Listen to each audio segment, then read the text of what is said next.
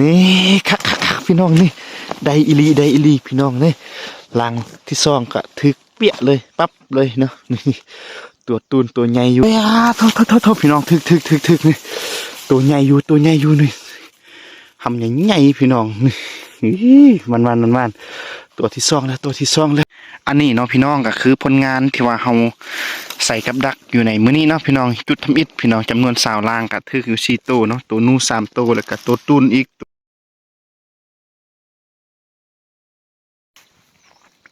กับทักทายสบายดีและสวัสดีครับผมให้พี่น้องเนาะยินดีต้อนรับเข้าสู่ช่อง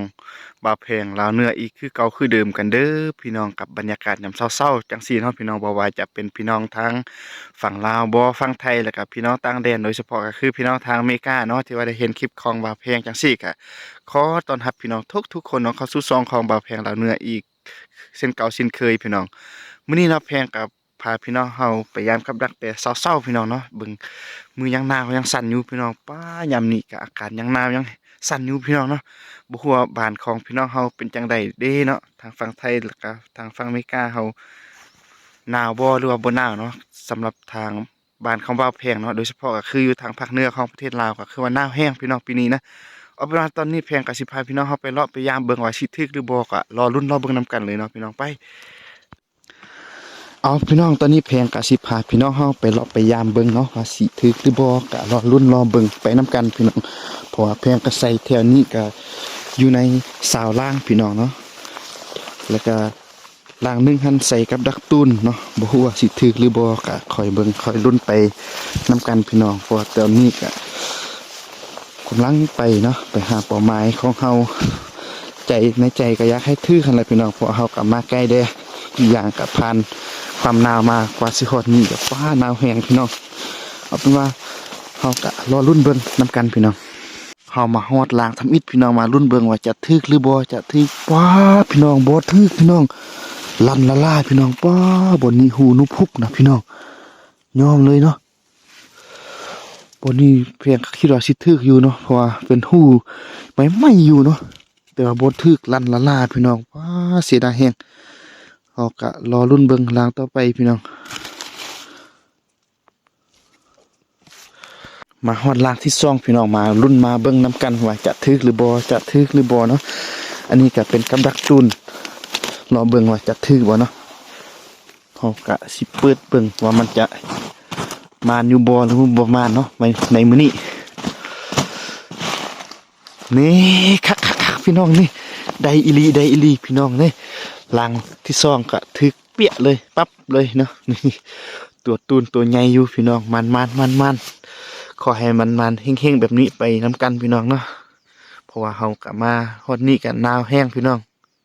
มาเบิ่งลังที่3นี่บ่ถึกพี่น้องป้าเท่านอน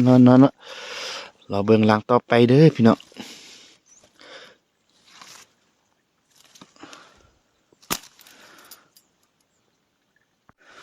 เอาเนาะพี่น้องตอนนี้แพงก็ได้มาฮอดอีกจุดหนึ่งพี่น้องเพราะว่าแถวนั้นก็เอามา3-4ลังเนาะก็บ่ถึกเนาะถึกแต่ตูนตัวเดียวแล้วก็มาฮอดจุดนี้ก็สิพาพี่น้องเฮาพยายามเบิ่งว่าสิถึกบ่นี่ว่าบ่ถึกก็รอเบิ่งนํกัน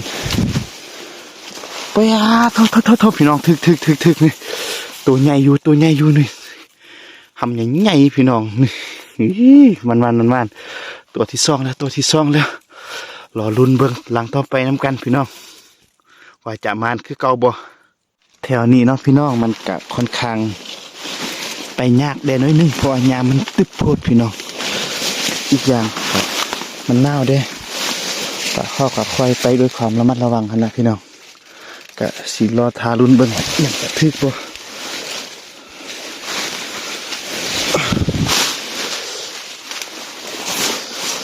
ป้าหลังนี้บ่ถึกซ้ำพี่น้องเอ้ยบ่ถึกพี่น้องมันก็มีห้อยมันขุดอยู่แถวนี้อยู่เนาะแต่ว่ามันบ่ถึก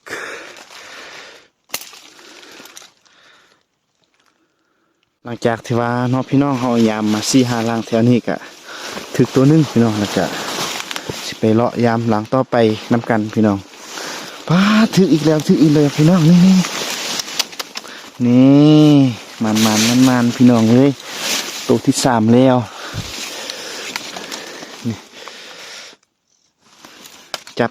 ฮากะสิเอาหนูออกใส่ถุงเลยเนาะพี่น้องแล้วก็สิพยายามเบิ่งลางต่อไปนํกันว่าสิถึกหรือบ่เนาะรอลุ้นรอเบิ่งไปนํกันเด้อพี่น้องตอนนี้เนาะพี่น้องเฮาก็สิพาพี่น้องเฮาไปยามลางต่อไปพี่น้องเพราะว่าเฮายามมาก็ถึกอยู่ใน3โตพี่น้องหัวลางต่อไปหันสิถึกคือเก่าบ่หรือบ่ถึกเนาะก็คอยลุ้นคอยเบิ่งเที่ยวนี้มันก็เฮาใส่ลายอยู่เนาะพี่น้องเดี๋ยวสิไปเบิ่งอยู่เถิงว่าสิถึกหรือบ่ว้าบ่ถึกซ้ำพี่น้องเอ้ยบ่มานซ้ำ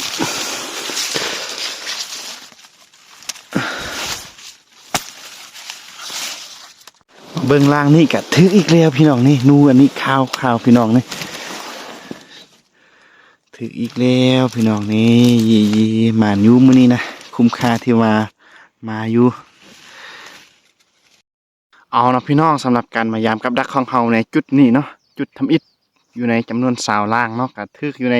4ตัวเนาะพี่น้องก็ตัวใหญ่อยู่เนาะเดี๋ยวสิให้พี่น้องเฮาได้เบิ่งว่าสิได้ตัวใหญ่บ่หรือว่าได้ตัวน้อยเนาะก็สิให้เบิ่งนํกันเลยพี่น้องอันนี้เนาะพี่น้องก็คือผลงานที่ว่าเฮาใส่กับดักอยู่ในมื้อนี้เนาะพี่น้องจุดทำอิฐพี่น้องจำนวน20ล่างก็ถึกอยู่4ตัวเนาะตัวนู3ตัวแล้วก็ตัวตูนอีกตัวนึงเนาะก็ถือว่ามันอยู่พี่น้องแล้วก็ยังอีก20ล่างอยู่จุดที่2เนาะพี่น้องหลังจากนี้เฮาก็สิพาพี่น้องเฮากลับไปยามจุดที่2นํกันเลยเนาะพี่น้องรอท่าเบิ่งว่าจะถึกหรือบ่ก็รอลุ้นรอเบิ่งนํกันพี่น้องเอาเนาะพี่น้องเนาะตอนนี้แพงก็ได้มาฮอดอีกจุดนึงที่ว่าบ่าวแพงใส่อยู่ในเข้มหน้าพี่น้องเนาะก็รอท่าลุ้นเบิ่งว่าจะถึกหรือบ่เนาะพร้อมกับบรรยากาศที่ว่าหนาวแฮงพี่น้องฟ้าโคตรหนาวเลยช่วงนี้หมอกก็เต็มพี่น้องแดดก็กำลังออกแต่ว่าอยู่จุดสูงเนาะแต่ว่าแคมห้วยแถวนี้หมอกยังเต็มอยู่พี่น้อง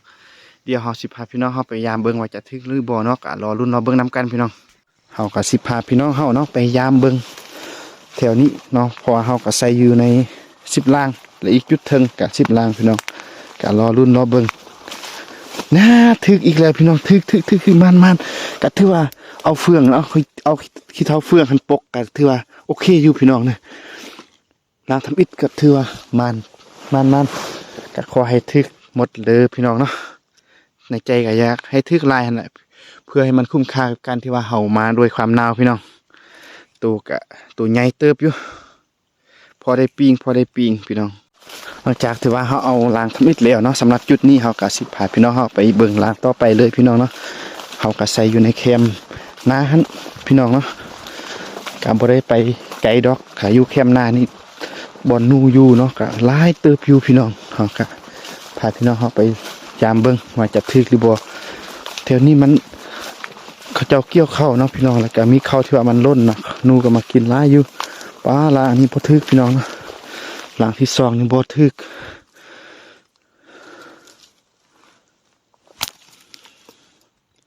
หลังจากที่ว่าเฮาเอาหลังที่2เนาะบ่ถึกพี่น้องเฮาก็มาลุ้นเบิ่งหลังต่อไปนํกันเลยพี่น้องหลังที่3ที่4ก็ขอให้มันถึกเด้อพี่น้องเด้อเพื่อสิได้มีกำลังใจในการไปใส่ต่อไปพี่น้องอันนี้ก็บ่ถึกพี่น้องเนาะ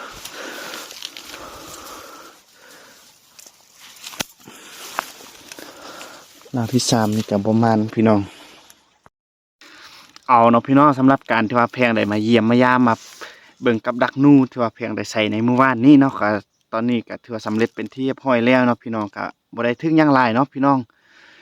ก็ถึกอยู่ใน5โตพี่น้องเดียวสิให้พี่น้องเฮาได้เบิ่งเนาะว่าจะถึกน้อยบ่หรือว่าถึกหลายก็ให้เบิ่งนํกันเนาะ